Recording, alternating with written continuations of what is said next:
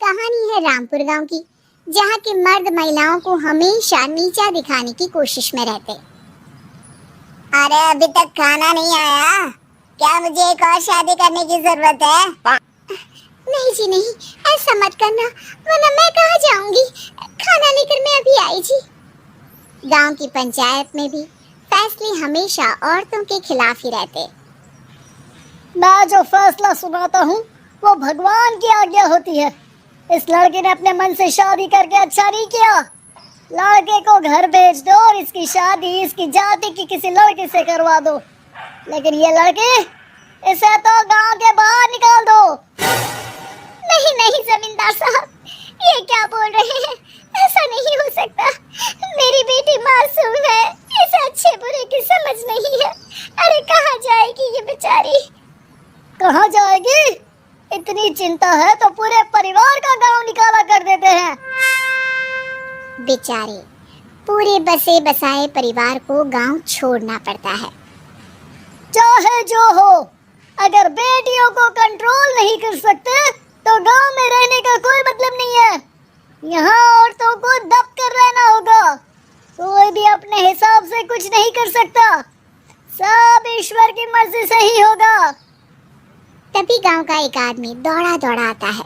सरपंच साहब, जमींदार साहब, वो कालिया है ना, उसकी बेटी पढ़ने के लिए शहर जा रही है। अच्छा, ये कब हो गया? और कालिया की हिम्मत कैसे हो गई ऐसा करने की? लेकर आओ उसे और उसकी बेटी को। बस फिर क्या था, हाजिर हो जाते हैं कालिया और उसकी बेटी सरपंच के सामने। और कालिया, ये क्या सुनने में आ रहा है? बेटी को इंजीनियर बना रहा है तू? और ये बता, गांव में तो स्कूल नहीं है, फिर कहां से इतनी क्लास पास कर गई तेरी बेटी? राधा, जो कि कालिया की बेटी है, उसे लगता है कि सरपंच उसकी तारीफ कर रहे हैं। सरपंच जी, मैंने ऑनलाइन पढ़ाई की है, डिस्टेंस लर्निंग से। सभी में मैंने अच्छे नंबर पाए हैं, जिसे देखते हुए शहर की इंजीनियरिंग कॉलेज में मुझे स्कॉलरशिप मिली है। वाह जी वाह, क्या होती है ये? पहले तो ये बताओ, फिर आगे की बात करते हैं। पूरा गांव राधा की बात सुन रहा था और राधा बोलती जा रही थी। तो ऐसे मैं फ्री में एक अच्छी शिक्षा लेकर गांव में जो कुछ परेशानियां हैं, जैसे बिजली, पानी और इंटरनेट जैसी समस्याओं के लिए काम करूंगी।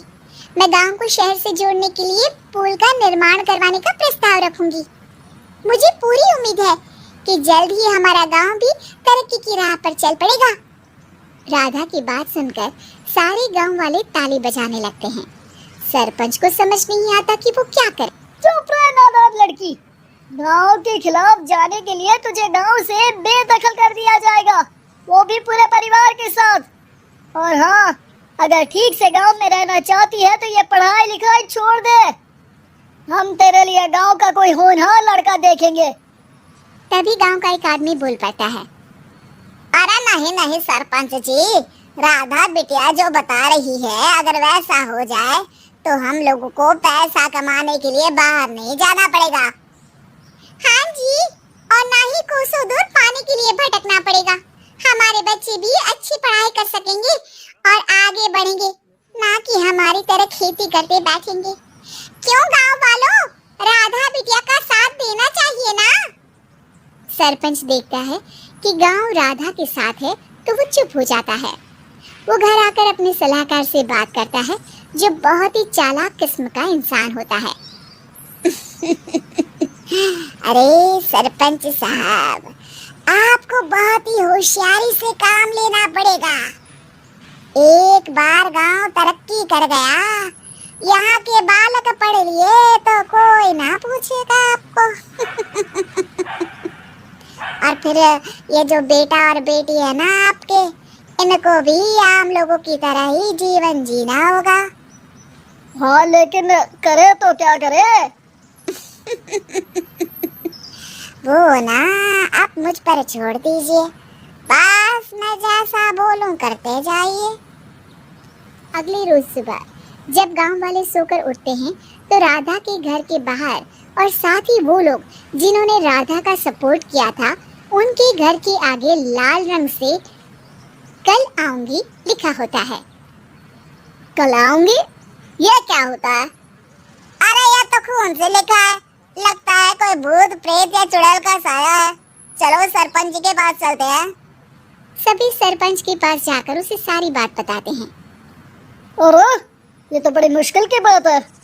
चलो मैं एक बाबा को जानता हूँ, उन्हें बुला लेता हूँ। सरपंच बाबा को लेकर गांव के घर के बाहर जाता है। ओहो, तो ये वो चुड़ैल है जो उन लोगों को निशाना बनाते हैं जो गांव को बदलने का सपना देखते हैं। वो गांव को ऐसे ही संपन्न देखना चाहती है। वो नहीं चाहती कि कोई बाहरी यहाँ का कायाकल्प करे। क्या तुम लोगों में से किसी ने गांव को बदलने की सोच रखी है? तभी राधा की माँ रोते रोते आती है। मेरी राधा घर से गायब हो गई है। अरे कोई तो बचाओ, मेरी बच्ची कहाँ गई?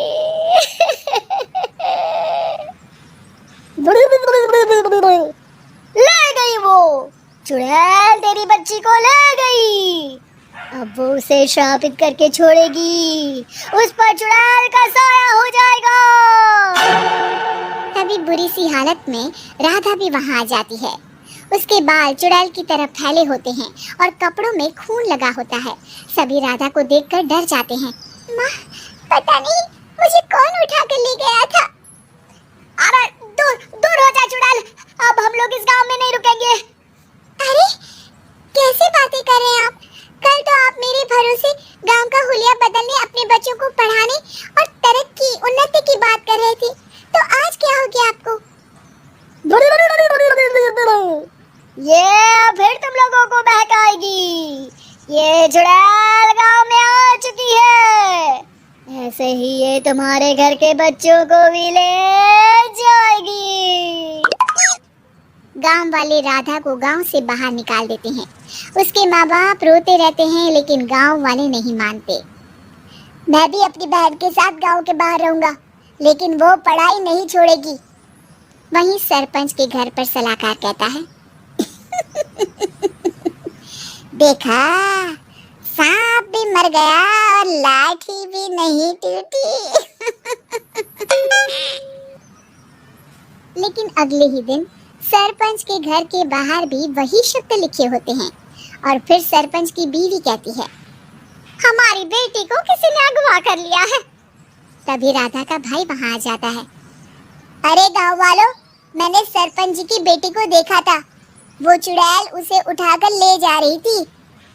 अरे क्या मजाक कर रहे हो? नहीं नहीं सरपंच जी, आप नहीं जानते। वो चुड़ैल अब आपकी बेटी में आ जाएगी, जैसे राधा के अंदर आ गई थी। तभी सरपंच की बेटी वैसी ही हालत में वहाँ आती है जैसे राधा आई थी। पापा, पता नहीं कैसे मैं गायब हो गई थी। चुड़ैल, इसके अंदर भी चुड़ैल का साया है, मारो इसे। अरे नहीं नहीं, इसे भी राधा के पास गांव के बाहर ही भेज दो। अरे चुप रहो, मेरी बेटी कहीं नहीं जाएगी और चुड़ैल वुड़ैल कुछ नहीं होता है। अरे कैसे बात कर रहे हो सरपंच जी? आप तो बोल रहे थे कि आपका फैसला भगवान का ज्ञान होता है, तो अपने पर बात आई तो अब आप ऐसे बोल रहे हैं। अरे ना ना ना, आपको अपनी बेटी को त्यागना ही होगा। अरे बुलाओ बाबा को। राधा का भाई बाबा को ले आता है, जिसे अब गांव वालों के डर के कारण सच बोलना पड़ता है। मैं कोई बाबा नहीं हूँ, मैं तो मोची था। ये सलाहकार महोदय ने मुझे कहा था एक्टिंग करने को। वो मुझे पैसे देने वाले हैं। मुझे माफ कर दो। गलती हो गई, मुझे माफ कर दो। तभी वहाँ राधा आ जाती है। देखा सरपंच जी, जब गांव के बच्चे साक्षर होंगे तो आप जैसे लोगों की चालाकी नहीं चलेगी।